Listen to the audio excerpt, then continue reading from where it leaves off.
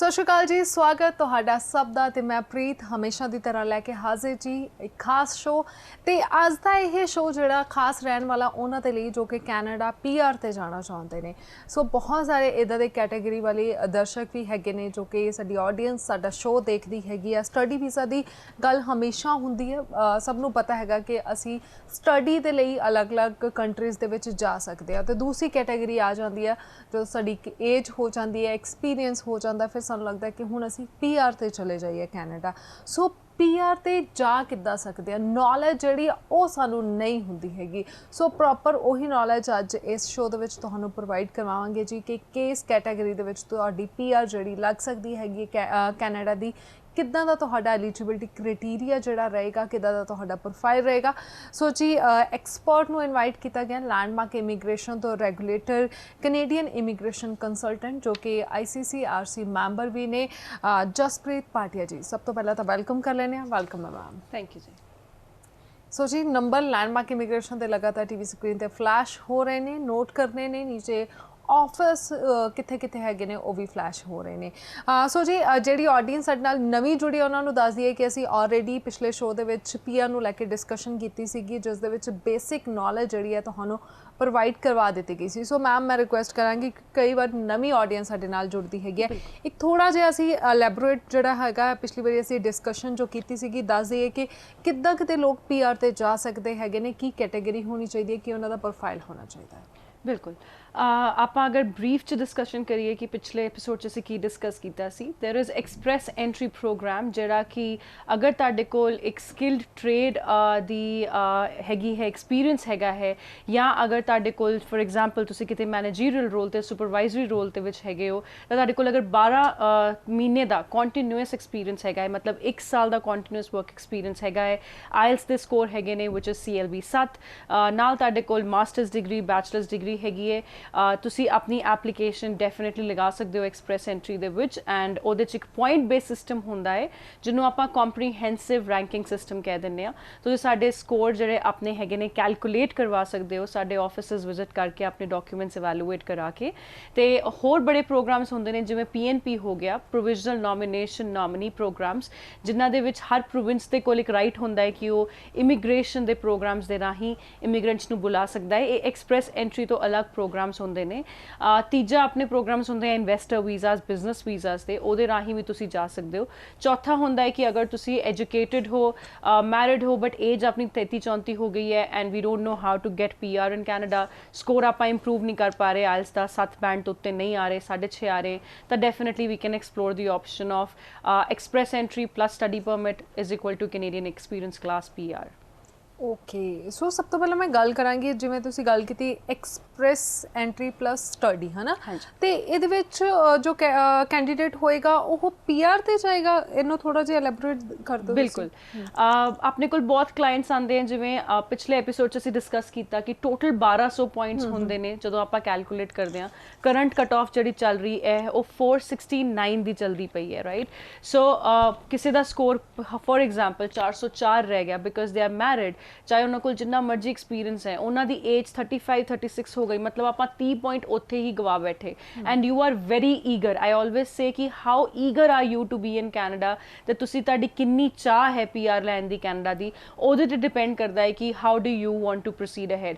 ਹੁਣ for example ਸਾਡੇ ਕੋਲ ਕੋਈ 35 ਈਅਰ ਓਲਡ ਆਏ, ਮੈਰਿਡ ਹੈ, ਛੋਟਾ ਬੱਚਾ ਹੈ, MBA ਹੈਗੀ ਹੈ, ਜਾਂ ਫੋਰ ਐਗਜ਼ਾਮਪਲ ਬੈਚਲਰਸ ਹੈਗੀ ਹੈ, ਐਂਡ ਨਾਲ 35 ਉਮਰ ਹੋ ਗਈ, ਆਇਲਸ ਦੇ ਬੈਂਡ 6.5 ਤੋਂ ਉੱਤੇ ਨਹੀਂ ਆ ਰਹੇ, ਰਾਈਟ। ਸਕੋਰ ਕਿਵੇਂ ਆਪਾਂ ਵਧਾਈਏ, but desperate to be in Canada, ਆਪਾਂ ਨੂੰ ਕੈਨੇਡਾ ਪਹੁੰਚਣਾ ਹੈ। So what is the option? Canada ਇੱਕ ਇਹੋ ਜਿਹਾ ਕੰਟਰੀ ਹੈਗਾ ਹੈ ਜਿਹੜਾ ਕਹਿੰਦਾ ਹੈ age does not defines when you get educated. Canada ਦੇ ਵਿੱਚ 60 ਸਾਲ ਦੇ ਉਮਰ ਦੇ ਲੋਕੀ ਵੀ ਯੂਨੀਵਰਸਿਟੀ ਜਾ ਕੇ ਪੜ੍ਹਾਈ ਕਰਦੇ ਨੇ। ਸੋ ਕੈਨੇਡਾ ਇੱਕ ਇਹੋ ਜਿਹਾ ਕੰਟਰੀ ਹੈ ਜਿਹੜਾ ਤੁਹਾਨੂੰ ਵੈਲਕਮ ਕਰਦਾ ਹੈ even if you are at the age of 35 to study as a international student. ਇਹ ਮਿਥ ਹੈ, ਦਿਸ ਇਜ਼ ਫਾਲਸ, ਜਿਹੜਾ ਲੋਕਾਂ ਨੂੰ ਲੱਗਦਾ ਹੈ ਕਿ ਸਾਡੇ ਕੋਲ ਗੈਪ ਹੈ ਤਾਂ ਅਸੀਂ ਸਟੱਡੀ ਤੇ ਨਹੀਂ ਜਾ ਸਕਦੇ। ਅਗਰ ਤੁਸੀਂ ਆਪਣਾ ਗੈਪ ਜਸਟੀਫਾਈ ਕਰ ਸਕਦੇ ਹੋ, Canada is one country that welcomes you as a student. ਤਾਂ ਫੋਰ ਐਗਜ਼ਾਮਪਲ ਤੁਸੀਂ 35 ਸਾਲ ਦੇ ਹੋ ਗਏ ਹੋ, ਤੁਹਾਡੇ ਕੋਲ ਬੈਚਲਰਸ ਡਿਗਰੀ ਹੈਗੀ ਸੀ, you are married now, obviously ਤੁਸੀਂ ਇੰਡੀਆ 'ਚ ਹੁਣ ਪੜ੍ਹਾਈ ਨਹੀਂ ਕਰਨਾ ਚਾਹੋਗੇ, ਆਇਲਸ ਤੇ ਆਪਣੇ ਸਕੋਰ ਨਹੀਂ ਵੱਧ ਰਹੇ, 6.5 ਤੇ ਅਸੀਂ ਬੈਠੇ ਹਾਂ, ਤਾਂ ਸਾਡੇ ਕੋਲ ਕੀ ਆਪਸ਼ਨ ਹੈ? ਤੁਹਾਡੇ ਕੋਲ ਬੈਚਲਰਸ ਡਿਗਰੀ ਹੈ, apply for a post graduate diploma in Canada, ਕਿਸੇ ਵੀ ਯੂਨੀਵਰਸਿਟੀ ਦੇ ਵਿੱਚ ਜਾਂ ਕਾਲਜ ਦੇ ਵਿੱਚ ਤੁਹਾਨੂੰ ਐਡਮਿਸ਼ਨ ਮਿਲ ਜਾਏਗੀ ਵਿਦ 6.5 ਬੈਂਡ ਅਗਰ ਤੁਹਾਡੇ ਆਏ ਹੋਏ ਨੇ। ਤੁਹਾਨੂੰ ਆਇਲਸ ਅਕੈਡਮਿਕ ਲਿਖਣਾ ਪਏਗਾ ਯੂਨੀਵਰਸਿਟੀ ਕਾਲਜ ਦੇ ਲਈ, ਐਂਡ ਉਸ ਤੋਂ ਬਾਅਦ ਤੁਸੀਂ ਆਪਣੀ ਆਫਰ ਲੈ ਕੇ you reach Canada as an international student, 2 ਸਾਲ ਦੀ ਆਪਣੀ ਪੜ੍ਹਾਈ ਕਰੋ, ਐਜ਼ ਅ ਪੀਜੀ ਡਿਪਲੋਮਾ ਕਰੋ, ਪੋਸਟ ਗ੍ਰੈਜੂਏਟ ਡਿਪਲੋਮਾ ਕਰੋ, 2 ਸਾਲ ਦੀ ਪੜ੍ਹਾਈ ਤੁਹਾਨੂੰ 3 ਸਾਲ ਦਾ ਵਰਕ ਪਰਮਿਟ ਦੇਗੀ ਲੀਗਲੀ ਕੈਨੇਡਾ ਦੇ ਵਿੱਚ ਰਹਿਣ ਲਈ, ਜਿੱਥੇ ਤੁਸੀਂ ਕਿਤੇ ਵੀ ਕੰਮ ਕਰ ਸਕਦੇ ਹੋ। ਉਹ 1 ਸਾਲ 'ਚ ਆਪਣਾ ਵਰਕ ਐਕਸਪੀਰੀਅੰਸ ਗੇਨ ਕਰੋ, 1 ਸਾਲ ਦਾ। You have 5 years in Canada on your study plus work experience to decide on your PR। ਅਗਰ ਤੁਸੀਂ ਉੱਥੇ ਪਹੁੰਚ ਕੇ 5 ਸਾਲ ਦੇ ਵਿੱਚ ਆਪਣੀ PR ਫਿਗਰ ਆਊਟ ਨਹੀਂ ਕਰ ਪਾਏ, then you can prove me wrong, because ਜਿਹੜਾ ਬੱਚਾ ਇੱਥੋਂ ਕੈਨੇਡਾ ਜਾਂਦਾ ਹੈ ਉਹ ਬੱਚਾ ਡੈਫੀਨੇਟਲੀ 3 ਸਾਲ ਦੇ ਅੰਦਰ ਅੰਦਰ PR ਹੋ ਜਾਂਦਾ ਹੈ, 3-3.5 ਸਾਲ ਦੇ। ਤੇ ਹੁਣ ਅਗਰ ਆਪਾਂ ਗੱਲ ਕਰੀਏ ਕਿ ਕੈਨੇਡੀਅਨ ਇਮੀਗ੍ਰੇਸ਼ਨ ਇਸ ਟਾਈਮ ਤੇ ਬਹੁਤ ਜ਼ਿਆਦਾ ਲੀਨੀਅੰਟ ਹੋਈ ਹੈ ਵਿਦਨ ਕੈਨੇਡਾ ਐਪਲੀਕੈਂਟਸ ਲਈ। ਤਾਂ ਜਿਹੜੇ ਕੈਨੇਡਾ ਦੇ ਵਿੱਚ ਸਟੂਡੈਂਟਸ ਗਏ ਸੀ ਉਹਨਾਂ ਦੀ PR ਬਹੁਤ ਸੌਖੀ ਹੋ ਗਈ ਹੈ। ਸਾਡੇ ਕੋਲ 2-2 ਮਹੀਨੇ ਦੇ ਵਿੱਚ ਅਪਰੂਵਲਸ ਆ ਰਹੇ ਨੇ PR ਦੇ। ਬਹੁਤ ਸਾਰੇ ਨਵੇਂ ਪ੍ਰੋਗਰਾਮ ਸ਼ੁਰੂ ਕਰ ਦਿੱਤੇ ਗਏ ਜਿਹੜੇ ਕੈਨੇਡਾ ਦੇ ਵਿੱਚ ਬੱਚੇ ਪੜ੍ਹ ਰਹੇ ਨੇ ਜਾਂ ਟੈਂਪਰੇਰੀ ਵਰਕਰ ਹੈਗੇ ਨੇ।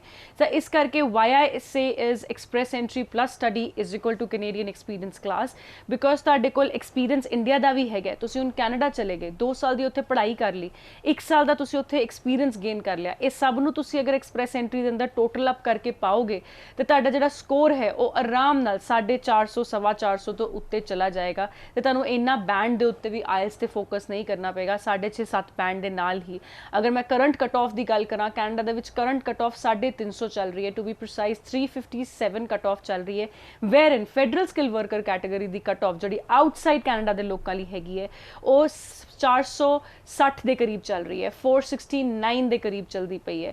ਤਾਂ ਇਸ ਕਰਕੇ ਅਗਰ ਤੁਸੀਂ 400 ਤੇ ਬੈਠੇ ਹੋ ਜਾਂ 390 ਤੇ ਬੈਠੇ ਹੋ, ਯੂ ਆਰ ਬੈਚਲਰਸ, ਤੁਹਾਡੇ 6.5 ਬੈਂਡ ਆਏ ਹੋਏ ਨੇ, ਯੂ ਹੈਵ ਫਾਈਨੈਂਸਿਸ, ਤੁਸੀਂ ਬੈਂਕ ਤੋਂ ਲੋਨ ਵੀ ਅਗਰ ਲੈ ਸਕਦੇ ਹੋ education the, I wood recommend you ਕਿ ਤੁਸੀਂ ਕੈਨੇਡਾ ਜਾ ਕੇ ਆਪਣੀ ਪੜ੍ਹਾਈ ਕਰੋ। ਉੱਥੇ ਜਾ ਕੇ ਤੁਹਾਡੇ ਕੋਲ ਐਕਸਟੈਂਸਿਵ 5 years ਹੈਗੇ ਨੇ to decide on your Canadian PR, and I can assure you ਇੱਥੇ ਬੈਠ ਕੇ ਆਪਣੀ PR ਵੈਸੇ ਵੀ ਨਹੀਂ ਹੋ ਰਹੀ। ਲੇਕਿਨ ਅਗਰ ਆਪਾਂ ਕੈਨੇਡਾ ਜਾਵਾਂਗੇ, 1-2 ਸਾਲ ਦੀ ਪੜ੍ਹਾਈ ਲਵਾਂਗੇ, ਆਪਣੇ ਤੁਸੀਂ ਕਰੀਅਰ ਨੂੰ ਵੀ ਐਲੀਵੇਟ ਕਰੋਗੇ ਹੋਰ ਪੜ੍ਹ ਕੇ ਅੱਗੇ ਵੀ, ਨਾਲ ਆਪਣਾ ਉੱਥੇ ਐਕਸਪੀਰੀਅੰਸ ਗੇਨ ਕਰੋਗੇ, and then you can be a PR। On this I would like to add 1 point। ਮੈਂ ਇੱਥੇ ਕਿਹਾ ਸੀ ਅਗਰ ਤੁਸੀਂ ਮੈਰਿਡ ਹੋ, ਹੁਣ ਜਿਹੜਾ ਬੰਦਾ ਮੈਰਿਡ ਹੈ ਉਹ ਇਹ ਕਹੇਗਾ ਮੈਂ ਆਪਣਾ ਪਿੱਛੇ ਬੱਚਾ ਤੇ ਵਾਈਫ ਛੱਡ ਕੇ ਤਾਂ ਨਹੀਂ ਜਾ ਸਕਦਾ, ਉਹਦੇ ਲਈ ਵੀ ਬਹੁਤ ਅੱਛੇ ਆਪਸ਼ਨਸ ਹੈਗੇ ਨੇ ਜਿਹਨੂੰ ਆਪਾਂ ਕਹਿ ਦਿੰਦੇ ਹਾਂ ਸਪਾਊਸ ਓਪਨ ਵਰਕ ਪਰਮਿਟ। ਤੁਸੀਂ ਕੈਨੇਡਾ ਦੇ ਵਿੱਚ ਸਟੱਡੀ ਪਰਮਿਟ ਤੇ ਪੜ੍ਹਾਈ ਕਰੋਗੇ, ਤੁਹਾਡਾ ਸਪਾਊਸ ਤੁਹਾਡੇ ਪਿੱਛੇ ਆਪਣੇ ਬੱਚੇ ਦੇ ਨਾਲ ਕੈਨੇਡਾ ਆ ਸਕਦਾ ਹੈ on open work permit, and they are legally allowed to work in Canada full time with any employer anywhere in Canada ਜਦ ਤੱਕ ਤੁਸੀਂ ਉੱਥੇ ਆਪਣੀ ਪੜ੍ਹਾਈ ਕਰ ਰਹੇ ਹੋ। ਜੋ ਤੁਸੀਂ ਵਰਕ ਪਰਮਿਟ ਤੇ ਪਹੁੰਚ ਜਾਓਗੇ ਉਦੋਂ ਤੁਹਾਡਾ ਸਪਾਊਸ ਤੁਹਾਡੇ ਨਾਲ ਓਪਨ ਵਰਕ ਪਰਮਿਟ ਤੇ ਤੁਹਾਡੇ ਨਾਲ ਹੀ ਰਹਿਣਗੇ। ਮਤਲਬ till the time you do not get your PR for next 5 years your spouse is going to be with you, and ਤੁਸੀਂ ਆਪਣੀ PR ਉਸ ਬੇਸਿਸ ਤੇ ਡਿਸਾਈਡ ਕਰ ਪਾਓਗੇ। ਬਿਲਕੁਲ ਜੀ, ਬਹੁਤ ਵਧੀਆ ਆਪਾਂ ਕਹਿ ਸਕਦੇ ਹਾਂ ਰਸਤਾ ਹੈ, ਕਿਉਂਕਿ ਬਹੁਤ ਸਾਰੇ ਕੈਂਡੀਡੇਟ ਇੱਦਾਂ ਦੇ ਹੁੰਦੇ ਨੇ ਜਾਣਾ ਚਾਹੁੰਦੇ ਨੇ ਪਰ ਆਇਲਸ ਤੋਂ ਬੈਂਡ ਨਹੀਂ ਆਉਂਦੇ। ਤੇ ਲੱਗਦਾ ਹੈ ਕਿ ਜੋ 35 ਤੱਕ ਸਾਡੀ ਏਜ ਹੋ ਗਈ ਹੁਣ ਅਸੀਂ ਸਟੱਡੀ ਵੀਜ਼ਾ ਤੇ ਵੀ ਨਹੀਂ ਜਾ ਸਕਦੇ, ਕਿਉਂਕਿ ਬਹੁਤ ਸਾਰੀਆਂ ਇਮੀਗ੍ਰੇਸ਼ਨ ਕੰਪਨੀਜ਼ ਇਹ ਕਹਿੰਦੀਆਂ ਨੇ। ਪਰ ਹਮੇਸ਼ਾ ਲੈਂਡਮਾਰਕ ਇਮੀਗ੍ਰੇਸ਼ਨ ਨਾਲ ਜਦੋਂ ਸਾਡੀ ਵੀ ਗੱਲ ਹੋਈ ਹੈ, ਵੈਸੇ ਵੀ ਅਸੀਂ ਤੁਹਾਨੂੰ ਕਹਿੰਦੇ ਹਾਂ ਕਿ ਬਹੁਤ ਕੰਟਰੀਜ਼ ਆਲਮੋਸਟ ਕੈਨੇਡਾ ਦੀ ਜੇ ਅਸੀਂ ਗੱਲ ਕਰਦੇ ਹਾਂ ਜਾਂ ਕਿਸੇ ਹੋਰ ਕੰਟਰੀ ਦੀ ਗੱਲ ਕਰਦੇ ਹਾਂ ਤਾਂ ਏਜ ਲਿਮਟ ਜਿਹੜੀ ਨਹੀਂ ਹੁੰਦੀ, ਪੜ੍ਹਾਈ ਦੀ ਕੋਈ ਉਮਰ ਨਹੀਂ ਹੁੰਦੀ। ਪਰ ਇਹ ਹੈ ਕਿ ਤੁਸੀਂ ਉਸ ਗੈਪ ਦੇ ਵਿੱਚ ਕੀਤਾ ਕੀ ਹੈਗਾ, ਤੁਹਾਡਾ ਐਕਸਪੀਰੀਅੰਸ ਕੀ ਹੈ, ਕਿ ਘਰ ਤੁਸੀਂ ਵਿਹਲੇ ਬੈਠੇ ਹੈਗੇ ਹੋ ਜਾਂ ਕੋਈ ਜੌਬ ਕੀਤੀ ਹੈ, ਕੋਈ ਕੰਮ ਕੀਤਾ ਹੈਗਾ ਤੁਸੀਂ, ਸੋ ਜਸਟੀਫਾਈ ਹੋਣਾ ਚਾਹੀਦਾ ਤੁਹਾਡਾ ਗੈਪ। ਸੋ ਜੀ ਚਾਹੇ ਤੁਸੀਂ ਜਿਸ ਵੀ ਕੈਟਾਗਰੀ ਦੇ ਵਿੱਚ ਜਾਣਾ ਚਾਹੁੰਦੇ ਹੋ, ਸੋ ਆਪਾਂ ਇਹੀ ਕਹਾਂਗੇ ਕਿ ਲੈਂਡਮਾਰਕ ਇਮੀਗ੍ਰੇਸ਼ਨ ਦੇ ਆਫਿਸ ਦੇ ਵਿੱਚ ਇੱਕ ਵਾਰ ਵਿਜ਼ਿਟ ਕਰਕੇ ਆਪਣਾ ਪ੍ਰੋਫਾਈਲ ਜਿਹੜਾ ਉਹ ਡਿਸਕਸ ਜ਼ਰੂਰ ਕਰੋ। ਸੋ ਆਈ ਹੋਪ ਕਿ ਤੁਸੀਂ ਪਹੁੰਚ ਪਾਓਗੇ ਜੀ ਆਪਣੀ ਡ੍ਰੀਮ ਡੈਸਟੀਨੇਸ਼ਨ 'ਤੇ। ਅੱਛਾ, ਜੇਕਰ ਹੁਣ ਮੈਂ ਗੱਲ ਕਰਾਂ ਮਾਸਟਰਸ ਦੀ, ਚਾਹੇ ਗੱਲ ਕਰਦੇ ਹਾਂ ਚਾਹੇ ਗ੍ਰੈਜੂਏਟ ਦੀ ਗੱਲ ਕਰਦੇ ਹਾਂ, ਪਰਸੈਂਟੇਜ ਕੁਛ ਮੈਟਰ ਕਰਦੀ ਹੈਗੀ ਹੈ ਜੇਕਰ ਐਕਸਪ੍ਰੈਸ ਐਂਟਰੀ 'ਚ ਜਾਣਾ ਜਾਂ PNP ਦੇ ਵਿੱਚ ਜਾਣਾ ਹੈ? ਅਗਰ ਤੁਸੀਂ ਪੀਆਰ ਦੇ ਰਿਲੇਸ਼ਨ ਚ ਗੱਲ ਕਰ Yeah. ਰਹੇ ਹੋ ਤਾਂ percentage does not matter when it comes to permanent residence। ਤੁਸੀਂ ਅਗਰ ਮਾਸਟਰਸ ਕੀਤੀ ਹੋਈ ਹੈ, ਯੈਸ ਇਹ ਜ਼ਰੂਰ ਚੀਜ਼ ਹੈਗੀ ਹੈ ਕਿ ਤੁਸੀਂ ਆਪਣੇ ਆਪ ਇਹ ਨਹੀਂ ਕਹਿ ਸਕਦੇ ਮੈਂ ਡਿਸਟੈਂਸ ਲਰਨਿੰਗ ਤੋਂ ਕੁਰੂਕਸ਼ੇਤਰ ਯੂਨੀਵਰਸਿਟੀ ਤੋਂ ਮਾਸਟਰਸ ਕੀਤੀ ਹੈ, ਹੁਣ ਮੈਂ ਆਪਣੇ ਪੇਪਰ ਐਕਸਪ੍ਰੈਸ ਐਂਟਰੀ ਚ ਲਗਾ ਦਾਂ। That is not how it works. ਤੁਹਾਨੂੰ ਆਪਣੀ ਐਜੂਕੇਸ਼ਨ ਜਿਹੜੀ ਹੈਗੀ ਹੈ ਉਹ ਕੈਨੇਡਾ ਦੇ ਐਜੂਕੇਸ਼ਨ ਦੇ ਹਿਸਾਬ ਨਾਲ, ਕੈਨੇਡੀਅਨ ਕ੍ਰੈਡੈਂਸ਼ੀਅਲਸ ਦੇ ਹਿਸਾਬ ਨਾਲ ਇਵੈਲੂਏਟ ਕਰਾਣੀ ਹੁੰਦੀ ਹੈ, ਜਿਹਨੂੰ ਆਪਾਂ ਕਾਮਨਲੀ ਇੰਡੀਆ ਦੇ ਵਿੱਚ ਬੋਲਦੇ ਹਾਂ ਵੈਸ ਇਵੈਲੂਏਸ਼ਨ, WES ਜਿਹਨੂੰ ਆਪਾਂ ਕਹਿ ਦਿੰਦੇ ਹਾਂ, ਲੇਕਿਨ ਉਹਨੂੰ ਕੈਨੇਡੀਅਨ ਇਮੀਗ੍ਰੇਸ਼ਨ ਚ ਬੋਲਿਆ ਜਾਂਦਾ ਹੈ ECA ਇਵੈਲੂਏਸ਼ਨ। ਆਪਾਂ ਆਪਣੀ ਐਜੂਕੇਸ਼ਨ ਦੇ ਕ੍ਰੈਡੈਂਸ਼ੀਅਲਸ ਇਵੈਲੂਏਟ ਕਰਾਣੇ ਨੇ।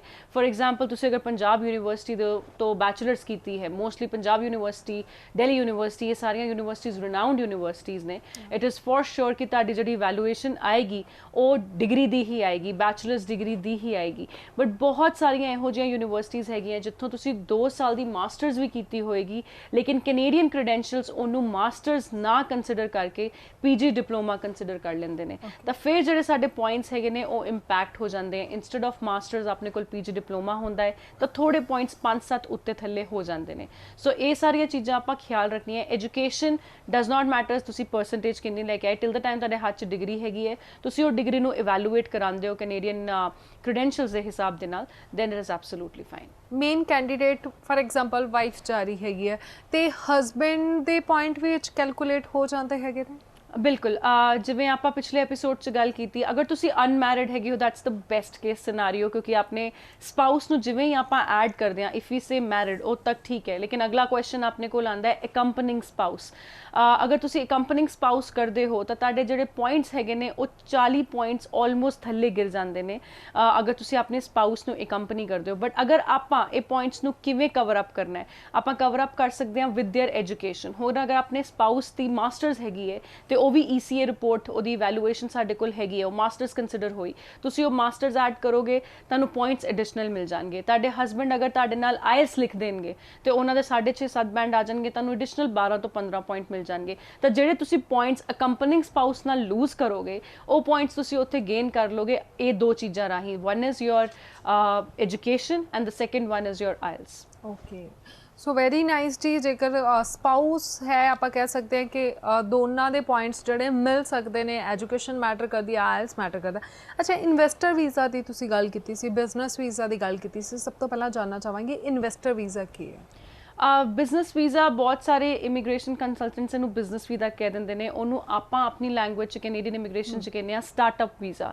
Startup visa is basically it startup ਤੋਂ ਹੀ ਆਪਾਂ ਨੂੰ ਵਰਡ ਤੋਂ ਹੀ ਪਤਾ ਲੱਗ ਜਾਂਦਾ ਹੈ ਕਿ ਤੁਸੀਂ ਆਪਣਾ ਬਿਜ਼ਨਸ ਪਲਾਨ ਕਿਸੇ ਨੂੰ ਕੈਨੇਡਾ ਦੇ ਇਨਵੈਸਟਰ ਨੂੰ ਸੈਲ ਕਰਦੇ ਹੋ ਤੇ ਉਹ ਐਟਲੀਸਟ $75,000 ਕੈਨੇਡੀਅਨ ਤੁਹਾਡੇ ਬਿਜ਼ਨਸ 'ਚ ਇਨਵੈਸਟ ਕਰਨ ਨੂੰ ਤਿਆਰ ਹੁੰਦੇ ਨੇ, ਤਾਂ ਤੁਸੀਂ ਉਹ ਆਪਣਾ ਵੀਜ਼ਾ ਲਗਾ ਸਕਦੇ ਹੋ। It's a very detailed I would say process to apply for your PR।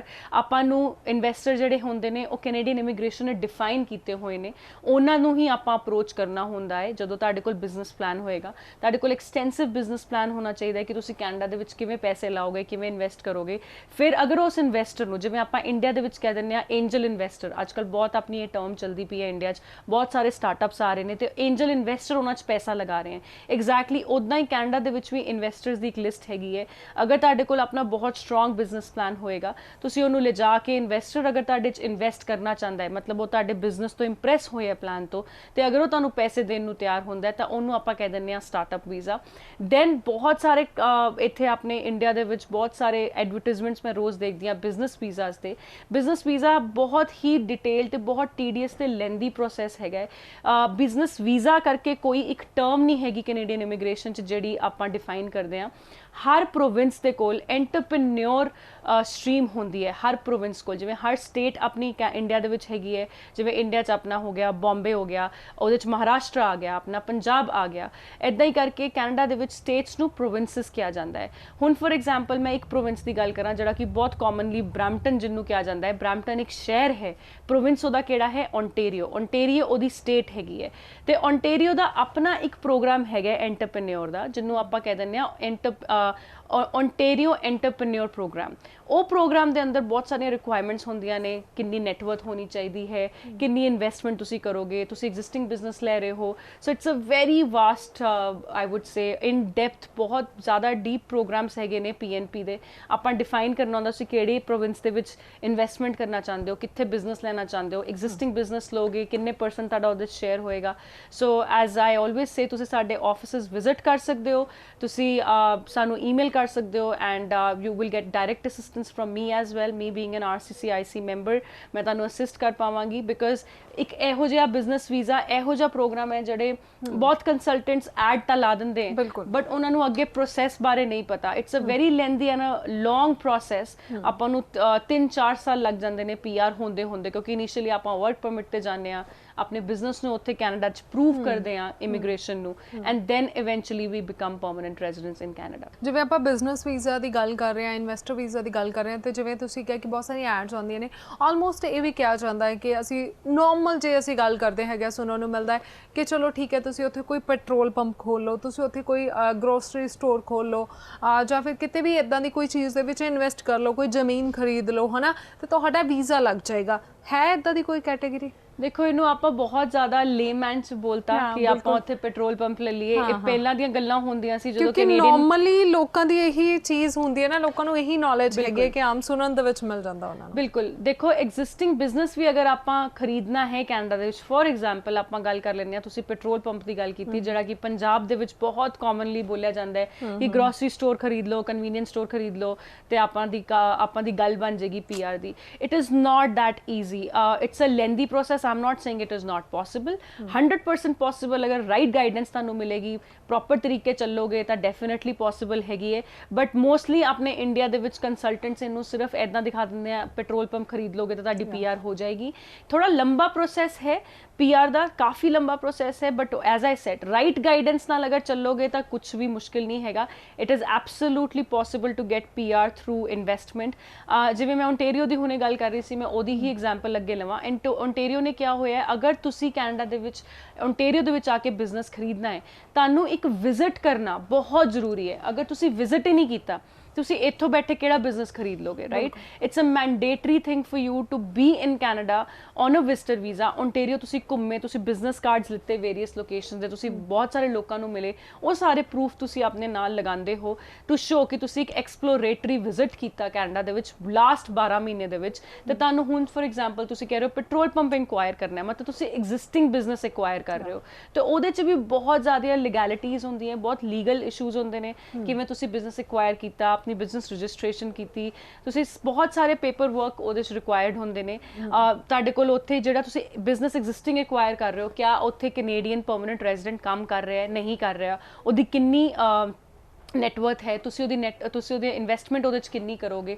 So it's a very lengthy process if I say, but yes it is definitely possible. ਬਿਲਕੁਲ ਪੋਸੀਬਲ ਹੈਗਾ through investor visa, through business. ਇਹਨੂੰ business visa ਆਪਾਂ India 'ਚ ਕਹਿ ਰਹੇ ਹਾਂ, but ਇਹਨਾਂ ਨੂੰ ਆਪਾਂ ਕੈਨੇਡਾ 'ਚ ਐਂਟਰਪ੍ਰੈਨਿਓਰ ਵੀਜ਼ਾਸ ਕਹਿ ਦਿੰਦੇ ਹਾਂ। ਹਰ ਪ੍ਰੋਵਿੰਸ ਕੋਲ ਆਪਣਾ ਐਂਟਰਪ੍ਰੈਨਿਓਰ ਸਟਰੀਮ ਹੁੰਦੀ ਹੈ ਜਿਹਦੇ ਤੁਸੀਂ ਆਪਣੀ ਫਾਈਲ ਲਗਾ ਸਕਦੇ ਹੋ। ਅੱਛਾ, ਜੇ ਕਿਸੇ ਨੇ ਇਨਵੈਸਟਰ ਵੀਜ਼ਾ ਤੇ ਜਾਣਾ ਹੋਵੇ, ਉਹਦੀ ਕੋਈ ਐਜੂਕੇਸ਼ਨ ਵੀ ਮੈਟਰ ਕਰਦੀ ਹੈ? ਸੈਕਿੰਡ ਕਿ ਉਹਦੀ ਲਾਈਕ ਆਪਾਂ ITR, ਬੈਂਕ ਸਟੇਟਮੈਂਟਸ, ਇਹ ਕਿੰਨੀਆਂ ਕੁ ਹੋਣੀਆਂ ਚਾਹੀਦੀਆਂ ਹੈਗੀਆਂ ਨੇ? ਜਿਵੇਂ ਹਰ ਪ੍ਰੋਵਿੰਸ ਦੀ ਅਲੱਗ ਰਿਕੁਆਇਰਮੈਂਟ ਹੁੰਦੀ ਹੈ। ਓਨਟੇਰੀਓ ਨੇ ਅਗਰ ਮੈਂ ਕੰਟੀਨਿਊ ਕਰਕੇ ਰੱਖਾਂ ਤਾਂ ਐਟਲੀਸਟ 600,000 ਜਿਹੜੀ ਤੁਹਾਡੀ ਹੈਗੀ ਹੈ, ਉਹ ਐਟਲੀਸਟ ਤੁਹਾਡੇ ਕੋਲ ਆਪਣੀ ਨੈਟਵਰਥ ਹੋਣੀ ਚਾਹੀਦੀ ਹੈ। ਤੁਹਾਨੂੰ ਉਹਦੇ ਲਈ ਆਪਣੀਆਂ ਇਨਕਮ, ਬੈਂਕ ਸਟੇਟਮੈਂਟਸ ਪ੍ਰੂਵ ਕਰਨੀਆਂ ਪੈਂਦੀਆਂ, ਆਪਣੀ ITR ਦਿਖਾਣੀ ਪੈਂਦੀ ਹੈ, ਪ੍ਰੋਪਰਟੀ ਪੇਪਰਸ ਦਿਖਾਣੇ ਪੈਂਦੇ ਹੈ। ਐਗਜ਼ਿਸਟਿੰਗ ਬਿਜ਼ਨਸ ਤੁਸੀਂ ਸੰਭਾਲਣੇ ਬਹੁਤ ਜ਼ਰੂਰੀ ਹੋ। ਤੁਸੀਂ ਅਗਰ ਕਿਸੇ ਸੀਨੀਅਰ ਮੈਨੇਜਰ ਹੈਗੇ ਹੋ ਕਿਸੇ ਕੰਪਨੀ ਦਾ, ਪਿਛਲੇ 2 ਸਾਲ ਤੁਹਾਡੇ ਕੋਲ ਕੰਟੀਨਿਊਅਸ ਵਰਕ ਐਕਸਪੀਰੀਅੰਸ ਹੋਣਾ ਜ਼ਰੂਰੀ ਹੈ। ਉਮਰ ਇਹਦੇ 'ਚ ਕੋਈ ਮੈਟਰ ਨਹੀਂ ਕਰਦੀ। ਏਜ ਓਬਵੀਅਸਲੀ ਇਨਵੈਸਟਰ ਤੇ ਜਿਹੜਾ ਬੰਦਾ ਜਾਏਗਾ ਉਹ 45-46 ਵਾਲਾ ਬੰਦਾ ਜਿਹਦੇ ਕੋਲ ਇਨਫ 3.5-4 ਕਰੋੜ ਰੁਪਇਆ ਪਿਆ ਹੈ ਬੈਂਕ 'ਚ ਪਿੱਛੇ, ਉਹ ਇਨਵੈਸਟ ਕਰ ਪਾਣਗੇ, ਉਹੋ ਜੀ ਸਾਡੇ ਕੋਲ ਪ੍ਰੋਫਾਈਲਸ ਆਉਂਦੀਆਂ ਨੇ। ਤੁਹਾਡੇ ਕੋਲ $800,000 ਦੀ ਵਰਥ ਹੋਣੀ ਚਾਹੀਦੀ ਕਿ ਤੁਸੀਂ ਇਨਵੈਸਟ ਕਰ ਪਾਓਗੇ ਨਵੇਂ ਬਿਜ਼ਨਸ ਦੇ ਵਿੱਚ। ਤਾਂ ਇਹ ਸਾਰੇ ਬੇਸਿਕਲੀ ਐਲੀਜੀਬਿਲਿਟੀ ਫੈਕਟਰਸ ਹੁੰਦੇ ਨੇ। ਜਿਵੇਂ ਤੁਸੀਂ ਕਿਹਾ ਕਿ ਕੀ ਪੇਪਰ ਲਗਾਉਣੇ ਹੁੰਦੇ ਆ, ਬੈਂਕ ਸਟੇਟਮੈਂਟਸ ਲਗਾਓਗੇ, ਤੁਸੀਂ ਆਪਣੀ CA ਵੈਲੂਏਸ਼ਨ ਲਗਾਓਗੇ, ਬਹੁਤ ਸਾਰੀ ਕੈਲਕੂਲੇਸ਼ਨਸ ਹੁੰਦੀਆਂ। ਆਪਾਂ ਆਪਣੇ ਪੁਆਇੰਟਸ ਕੈਲਕੂਲੇਟ ਕਰਦੇ ਹਾਂ, ਆਪਾਂ ਆਪਣਾ प्रोफाइल अगर ਤੁਹਾਡੇ ਕੋਲ बिजनेस प्लान है the major key for entrepreneur visa is first money in your pocket second the money that you are looking forward to invest पैसे हैगे हैं चलो अपने कोल 7-8 करोड़ आ गया but the main thing is your business plan ਆਪਾਂ ਕੀ business ਉੱਥੇ ਖੋਲਾਂਗੇ ਆਪਾਂ ਕਿਵੇਂ ਖੋਲਾਂਗੇ क्या ਆਪਾਂ ਉੱਥੇ 2 ਬੰਦੇ ਰੱਖ ਪਾਵਾਂਗੇ ਕੈਨੇਡੀਅਨ ਪਰਮਨੈਂਟ ਰੈਜ਼ੀਡੈਂਟਸ ਕਿ ਨਹੀਂ ਰੱਖ ਪਾਵਾਂਗੇ ਸਿਟੀਜ਼ਨਸ ਉੱਥੇ ਤਾਂ ਇਹ ਸਾਰੀਆਂ ਚੀਜ਼ਾਂ ਬਹੁਤ ਐਕਸਕਲੂਸਿਵਲੀ ਸਾਨੂੰ ਗੋ ਥਰੂ ਕਰਨੀਆਂ ਪੈਂਦੀਆਂ ਤੁਸੀਂ ਉੱਥੇ ਕਿੱਥੇ ਰੈਂਟ ਜਗ੍ਹਾ ਲੋਗੇ how are you going to lease ਬਹੁਤ ਸਾਰੇ ਫੈਕਟਰਸ ਆ ਜਾਂਦੇ हैं ਜਦੋਂ ਆਪਾਂ ਐਂਟਰਪ੍ਰੈਨਿਓਰ ਵੀਜ਼ਾ ਦੀ ਗੱਲ ਕਰਨੀ ਸ਼ੁਰੂ ਕਰਦੇ ਹਾਂ ਸੋ ਵੀਜ਼ਾ ਦੀ ਅਸੀਂ ਗੱਲ ਕਰ ਰਹੇ ਹਾਂ ਪਰ ਉਹੀ ਗੱਲ ਹੈ ਕਿ ਬਹੁਤ ਡਿਟੇਲ ਦੇ ਵਿੱਚ ਪ੍ਰੋਪਰ ਇੱਕ ਬਹੁਤ ਟਾਈਮ ਵੀ ਲੱਗੇਗਾ ਬਹੁਤ ਸਾਰੀ ਆਪਾਂ ਕਹਿ ਸਕਦੇ ਹਾਂ ਕਿ ਜੇ ਪੰਜਾਬੀ 'ਚ ਗੱਲ ਕਰੀਏ ਕਿ ਕਾਗਜ਼ੀ ਕਾਰਵਾਈ ਤੁਹਾਡੀ ਪ੍ਰੋਪਰ ਹੋਏਗੀ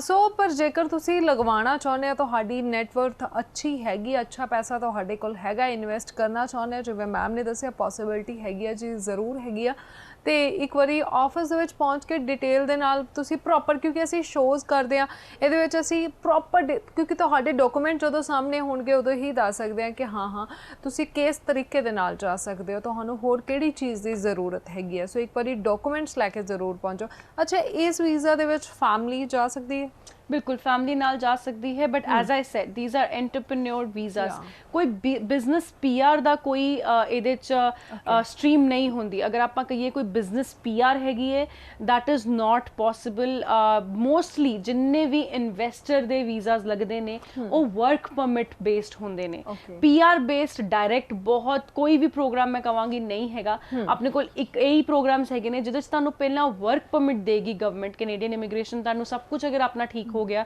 ਤੁਹਾਨੂੰ ਵਰਕ ਪਰਮਿਟ ਮਿਲੇਗਾ ਤੁਸੀਂ ਕੈਨੇਡਾ ਵਰਕ ਪਰਮਿਟ ਤੇ ਆਓਗੇ ਉਸ ਤੋਂ ਬਾਅਦ ਤੁਸੀਂ ਆ ਕੇ ਕੈਨੇਡਾ ਦੇ ਵਿੱਚ ਆਪਣਾ 2 ਸਾਲ 3 ਸਾਲ ਆਪਣਾ ਬਿਜ਼ਨਸ ਸੰਭਾਲੋਗੇ ਫॉर ਐਗਜ਼ਾਮਪਲ 20 ਮੰਥਸ ਤੁਸੀਂ ਐਟਲੀਸਟ ਆਪਣਾ ਬਿਜ਼ਨਸ ਦਿਖਾਣਾ ਹੁੰਦਾ ਹੈ ਉਸ ਤੋਂ ਬਾਅਦ ਤੁਹਾਡੀ ਇਵੈਲੂਏਸ਼ਨ ਹੁੰਦੀ ਹੈ ਉਸ ਬਿਜ਼ਨਸ ਦੀ ਤੁਸੀਂ ਫਾਈਨਲ ਰਿਪੋਰਟ ਸਬਮਿਟ ਕਰਦੇ ਹੋ ਕੈਨੇਡੀਅਨ ਇਮੀਗ੍ਰੇਸ਼ਨ ਨੂੰ ਸਪੈਸ਼ਲੀ ਉਸ ਪ੍ਰੋਵਿੰਸ ਨੂੰ ਤੁਸੀਂ ਆਪਣੀ ਰਿਪੋਰਟ ਸਬਮਿਟ ਕਰਦੇ ਹੋ ਕਿ ਤੁਸੀਂ ਸਕਸੈਸਫੁਲੀ ਜੋ ਟਰਮਸ ਤੇ ਤੁਸੀਂ ਵਰਕ ਪਰਮਿਟ ਲੈ ਕੇ ਕੈਨੇਡਾ ਆਏ ਹੋ ਉਹ ਟਰਮਸ ਤੁਸੀਂ ਉਸ ਬਿਜ਼ਨਸ ਨੂੰ ਸਕਸੈਸਫੁਲੀ ਇਕਨੋਮੀ ਨੂੰ ਕੈਨੇਡਾ ਦੀ ਬੂਸਟ ਕੀਤਾ ਤੇ ਉਹ ਬਿਜ਼ਨਸ ਸਕਸੈਸਫੁਲੀ ਕਰ ਰਹੇ ਹੋ ਉਸ ਤੋਂ ਬਾਅਦ ਜਾ ਕੇ ਤੁਹਾਡੀ ਕਿਤੇ 2 ਤੋਂ 3 ਸਾਲ ਬਾਅਦ ਪੀਆਰ ਹੁੰਦੀ ਹੈ so the first step in investor visas and entrepreneur visas is not PR the first step is you getting work permit ਤੇ ਜਿਹੜਾ ਤੁਸੀਂ ਮੈਨੂੰ ਕੁਐਸਚਨ ਪੁੱਛਿਆ ਕਿ ਕਿਆ ਫੈਮਿਲੀ ਨਾਲ ਜਾ ਸਕਦੀ ਹੈ ਅਗਰ ਤੁਸੀਂ ਵਰਕ ਪਰਮਿਟ ਤੇ ਕੈਨੇਡਾ ਗਏ ਹੋ ਤੁਹਾਡੀ ਫੈਮਿਲੀ ਤੁਹਾਡੇ ਨਾਲ ਜਿਵੇਂ ਮੈਂ ਕਿਹਾ ਸਪਾਊਸ ਓਪਨ ਵਰਕ ਪਰਮਿਟ ਤੇ ਆ ਸਕਦਾ ਹੈ ਤੇ ਬੱਚਾ ਤੁਹਾਡਾ ਅੰਡਰ 18 ਵੈਸੇ ਹੀ ਕੈਨੇਡਾ ਪਹੁੰਚ ਸਕਦਾ ਹੈ ਵਿਜ਼ਟਰ ਵੀਜ਼ਾ ਤੇ ਜਾਂ ਤੁਸੀਂ ਉਹਦਾ ਸਟੱਡੀ ਪਰਮਿਟ ਪਹਿਲਾਂ ਅਪਲਾਈ ਕਰ ਸਕਦੇ ਹੋ ਤੇ ਜਦੋਂ ਤੱਕ ਤੁਹਾਡੀ ਪੀਆਰ ਨਹੀਂ ਹੁੰਦੀ ਤੁਹਾਡਾ ਬੱਚਾ ਕੈਨੇਡਾ ਦੇ ਵਿੱਚ ਫॉर ਫ੍ਰੀ ਆਪਣੀ ਐਜੂਕੇਸ਼ਨ ਲੈਂਦਾ ਹੈ ਜੀ ਅੱਛਾ ਇਹ ਆਪਾਂ ਇਨਵੈਸਟਰ ਵੀਜ਼ਾ ਦੀ ਵਿਜ਼ਿਟਰ ਉਹਦੀ ਗੱਲ ਕੀਤੀ ਵਰਕ ਪਰਮਿਟ ਮਿਲ ਜਾਏਗਾ ਅਦਰਵਾਈਜ਼ ਵੀ ਇੱਕ ਹੋਰ ਕੈਟਾਗਰੀ ਹੈ ਜਦੋਂ ਆਪਾਂ ਗੱਲ ਕਰਦੇ ਆ ਸਟੱਡੀ ਵੀਜ਼ਾ ਹੋ ਗਿਆ ਪੀਆਰ ਹੋ ਗਈ ਔਰ ਵਰਕ ਪਰਮਿਟ ਹੋ ਗਿਆ ਹੈ ਨਾ ਸੋ डायरेक्ट कई लोग ये भी सो क्योंकि मैं गल ਉਹੀ ਲੋਕਾਂ ਦੀ ਕਰਨਾ ਚਾਹੁੰਦੀ ਹਾਂ ਕਿਉਂਕਿ ਵਿਲੇਜ 'ਚੋਂ ਸਾਡੇ ਲੋਕ ਦੇਖ ਰਹੇ ਨੇ ਸੋ ਉਹਨਾਂ ਨੂੰ ਜੋ ਗੱਲਾਂ ਸੁਣਨ ਨੂੰ ਮਿਲਦੀਆਂ ਨੇ ਹੈ ਨਾ ਸੋ ਇੱਕ ਵਰਕ ਪਰਮਿਟ ਦੀ ਅਸੀਂ ਗੱਲ ਕਰੀਏ ਕਿ ਅਸੀਂ ਵਰਕ ਪਰਮਿਟ ਤੇ ਚਲੇ ਗਏ ਅਸੀਂ ਨਾਰਮਲ ਨਿਊਜ਼ਪੇਪਰ ਦੇ ਵਿੱਚ ਵੀ ਐਡ ਦੇਖਦੇ ਹੈਗੇ ਆ ਕਿ ਉੱਥੇ ਇਸ ਜਗ੍ਹਾ ਤੇ ਇੰਨੇ ਜੌਬ ਲਈ ਲੋਕ ਚਾਹੀਦੇ ਹੈਗੇ ਨੇ ਹੈ ਨਾ ਸੋ ਹੈ ਇੱਦਾਂ ਦੀ ਕੋਈ ਕੈਟਾਗਰੀ ਕਿ ਮੰਨ ਲਓ ਕਿ ਤੁਹਾਨੂੰ ਉੱਥੇ ਕੋਈ ਜੌਬ ਦੇ ਰਿਹਾ ਹੈਗਾ ਤੇ ਤੁਸੀਂ ਵਰਕ ਪਰਮਿਟ ਤੇ ਇੱਦਾਂ ਹੀ ਡਾਇਰੈਕਟ ਜਾ ਸਕਦੇ ਹੈਗੇ ਹੋ ਦਿਸ ਇਜ਼ ਐਕਚੁਅਲੀ ਮੈਂ ਵੀ ਜਦੋਂ ਵੀ ਇੰਡੀਆ ਆਪਾਂ ਨਿਊਜ਼ਪੇਪਰ ਖੋਲਦੇ ਹਾਂ ਤਾਂ ਆਪਾਂ ਦੇਖਦੇ ਹਾਂ ਕਿ ਵਰਕ ਪਰਮਿਟ ਮਿਲ ਰਹੇ ਨੇ ਮੇਰੇ ਕੋਲ ਬਹੁਤ ਕਲਾਇੰਟਸ ਆਉਂਦੇ ਨੇ ਉਹ ਫੋਨ ਕਰਕੇ ਮੈਨੂੰ ਕਹਿੰਦੇ ਆ ਮੈਨੂੰ ਕੰਸਲਟੈਂਟ ਕਹਿ ਰਿਹਾ ਕਿ ਇੰਨੇ ਪੈਸੇ ਤੁਸੀਂ ਦੋਗੇ ਤਾਂ 50 ਪੁਆਇੰਟ ਵਾਲੀ ਅਸੀਂ ਤੁਹਾਨੂੰ ਜੌਬ ਆਫਰ ਦੇ ਦਾਂਗੇ ਜਾਂ 200 ਪੁਆਇੰਟ ਵਾਲੀ ਜੌਬ ਆਫਰ ਦੇ ਦਾਂਗੇ ਆਈ ਡੋਂਟ ਅੰਡਰਸਟੈਂਡ ਦਿਸ ਕਿ 50 ਪੁਆਇੰਟ ਵਾਲੀ ਜੌਬ ਆਫਰ ਜਿਹੜੀ ਕਹਿੰਦੇ ਆ ਉਹ ਐਲਐਮਆਈ ਵਾਲੀ ਨਹੀਂ ਹੁੰਦੀ 200 ਪੁਆਇੰਟ ਵਾਲੀ ਐਲਐਮਆਈ ਵਾਲੀ ਹੁੰਦੀ ਹੈ ਪਹਿਲੀ ਗੱਲ ਫਸਟ ਥਿੰਗ ਜਿਹੜੀ ਮੈਂ ਤੁਹਾਨੂੰ ਐਜੂਕੇਟ ਕਰਨਾ ਚਾਹਾਂਗੀ ਅਗਰ ਤੁਹਾਨੂੰ ਕੰਸਲਟੈਂਟ ਪੈਸੇ ਲੈ ਕੇ ਬੋਲ ਰਿਹਾ ਹੈ ਕਿ ਜੌਬ ਆਫਰਸ ਤੁਹਾਨੂੰ ਕੱਲ ਦਵਾ ਦਾਂਗੇ ਪਹਿਲੀ ਗੱਲ ਤਾਂ ਉੱਤੇ ਬਿਲਕੁਲ ਬਿਲੀਵ ਨਾ ਕਰੋ that is not possible job offer ਆਪਣੀ ਇੱਕ ਹੁੰਦੀ ਹੈ LMI approved labour market impact assessment ਦੀ ਫੁੱਲ ਫਾਰਮ ਹੁੰਦੀ ਹੈ ਕੈਨੇਡੀਅਨ ਇਮੀਗ੍ਰੇਸ਼ਨ ਦੇ ਵਿੱਚ ਮਤਲਬ ਕਿ ਕੈਨੇਡਾ ਨੇ ਡਿਫਾਈਨ ਕੀਤੀਆਂ ਹੋਈਆਂ ਜੌਬਸ ਤੁਸੀਂ ਅਗਰ ਮੈਂ ਤੁਹਾਨੂੰ ਬੇਸਿਕ 'ਚ ਸਮਝਾਵਾਂ ਕੈਨੇਡਾ ਤੁਹਾਨੂੰ ਇਹ ਮੰਗਦਾ ਹੈ ਇੰਪਲੋਇਰ ਤੋਂ ਕੈਨੇਡਾ 'ਚ ਬੈਠਾ ਹੋਇਆ ਕਿ ਤੁਹਾਨੂੰ ਕੋਈ ਵੀ ਕੈਨੇਡੀਅਨ ਸਿਟੀਜ਼ਨ ਤੇ PR ਨਹੀਂ ਲੱਭਿਆ ਤੇ ਤਾਂ ਤੁਸੀਂ ਜਾ ਕੇ ਫੋਰਨ ਨੈਸ਼ਨਲ ਨੂੰ ਜੌਬ ਆਫਰ ਦੇਣਾ ਚਾਹ ਰਹੇ ਹੋ ਇਹਦੇ ਲਈ 4 ਹਫ਼ਤੇ ਦਾ ਲੰਬਾ ਪ੍ਰੋਸੈਸ ਚੱਲਦਾ ਹੈ ਜਿਹਦੇ ਵਿੱਚ ਤੁਹਾਨੂੰ ਪ੍ਰੂਫ ਕਰਨਾ ਪੈਂਦਾ ਕੈਨੇਡੀਅਨ ਇਮੀਗ੍ਰੇਸ਼ਨ ਨੂੰ ਕਿ ਮੈਨੂੰ ਕੋਈ ਸਿਟੀਜ਼ਨ ਜਾਂ PR ਨਹੀਂ ਮਿਲਿਆ ਕੈਨੇਡਾ ਦਾ ਤੇ ਫਿਰ ਤੁਸੀਂ ਜਾ ਕੇ ਆਪਣੀ LMI ਅਪਰੂਵ ਕਰਾਉਂਦੇ ਹੋ ਆਪਣੇ ਫੋਰਨ ਨੈਸ਼ਨਲ ਲਈ ਤਾਂ ਜਾ ਕੇ ਤੁਹਾਨੂੰ ਜੌਬ ਆਫਰ ਮਿਲਦੀ ਹੈ ਅਗਰ ਤੁਹਾਨੂੰ ਕੋਈ ਐਵੇਂ ਜੌਬ ਆਫਰ ਪਕੜਾ ਦੇ ਬਿਨਾਂ ਤੁਹਾਨੂੰ ਕੁਝ ਦੱਸੇ ਕਿ ਆ ਦੇਖੋ ਜੀ ਤੁਹਾਡੀ ਜੌਬ ਆਫਰ ਹੈ ਤੁਹਾਡੇ 50 ਪੁਆਇੰਟ ਬਣ ਗਏ ਜਾਂ ਇਹਦੇ ਬੇਸਿਸ ਤੁਹਾਨੂੰ ਵਰਕ ਪਰਮਿਟ ਮਿਲ ਜਾਏਗਾ please don't fall into that trap ਪਹਿਲਾਂ ਡੈਫੀਨਿਟਲੀ ਆਪਣਾ ਇਹ ਦੇਖੋ ਕਿ ਜਿਹੜਾ ਤੁਹਾਨੂੰ ਜੌਬ ਆਫਰ ਦੇ ਰਿਹਾ ਹੈ ਆਪਣੇ ਆਪ ਗੂਗਲ ਤੇ ਚੈੱਕ ਕਰੋ, ਅੱਜ ਕੱਲ ਸਾਰਿਆਂ ਦੇ ਹੱਥਾਂ ਦੇ ਵਿੱਚ ਫੋਨ ਹੈਗੇ ਨੇ, ਗੂਗਲ ਕਰੋ ਕਿ ਜਿਹੜੀ ਕੰਪਨੀ ਤੁਹਾਨੂੰ ਦਿੱਤੀ ਜਾ ਰਹੀ ਹੈ ਉਹ ਕੰਪਨੀ ਐਕਚੁਅਲ 'ਚ ਐਗਜ਼ਿਸਟ ਕਰਦੀ ਹੈ ਕਿ ਨਹੀਂ ਕਰਦੀ ਹੈ, ਚੈੱਕ ਕਰੋ ਕਿ ਉਹਨਾਂ ਕੋਲ ਕਿਹੜੇ EMPLOYEES ਹੈਗੇ ਨੇ। ਆਪਣੀ ਜੌਬ ਆਫਰ ਐਦਾਂ ਨਹੀਂ ਮਿਲ ਜਾਂਦੀ, it's a very lengthy process to get a job offer from Canada for a foreign national specially. ਇਸ ਕਰਕੇ ऑथेंटिकेशन जॉब ऑफर ਦੀ ਚੈੱਕ ਕਰਨੀ ਬਹੁਤ ਜ਼ਰੂਰੀ ਹੈ before you apply for your work permit ਔਰ before you apply with any consultant. ਬਿਲਕੁਲ ਜੀ, ਸੋ ਆਈ ਹੋਪ ਜੀ ਧਿਆਨ ਦੇ ਨਾਲ ਤੁਸੀਂ ਸ਼ੋਅ ਸੁਣਿਆ ਹੋਏਗਾ। ਅੱਜ ਪ੍ਰੋਪਰ ਡਿਟੇਲ ਦੇ ਵਿੱਚ ਆਲਮੋਸਟ ਅਸੀਂ ਹਰ ਕੈਟਾਗਰੀ ਬਾਰੇ ਗੱਲ ਕੀਤੀ ਹੈਗੀ, ਚਾਹੇ ਉਹ PR ਸੀ, ਚਾਹੇ ਵਰਕ ਪਰਮਿਟ ਸੀਗਾ, ਚਾਹੇ ਇਨਵੈਸਟਰ ਬਿਜ਼ਨਸ ਵੀਜ਼ਾ ਜੋ ਤੁਸੀਂ ਸੁਣਨ ਦੇ ਵਿੱਚ ਤੁਹਾਨੂੰ ਮਿਲਦਾ ਹੈ, ਚਾਹੇ ਸਟੱਡੀ ਵੀਜ਼ਾ। ਤੁਸੀਂ ਜਿਹੜੀ ਵੀ ਕੈਟਾਗਰੀ ਦੇ ਵਿੱਚ ਜਾਣਾ ਚਾਹੁੰਦੇ ਹੋ ਜੀ, ਇੱਕ ਵਾਰੀ ਆਫਿਸ ਦੇ ਵਿੱਚ ਪਹੁੰਚੋ, ਡਾਕੂਮੈਂਟ ਸ਼ੇਅਰ ਕਰੋ। So thank you so much ma'am. Thank you ਜੀ। ਸੋ ਇਸੇ ਨਾਲ ਮੈਨੂੰ ਪ੍ਰੀਤ ਨੂੰ ਵੀ ਦੇ ਇਜਾਜ਼ਤ। ਸਤਿ ਸ਼੍ਰੀ ਅਕਾਲ।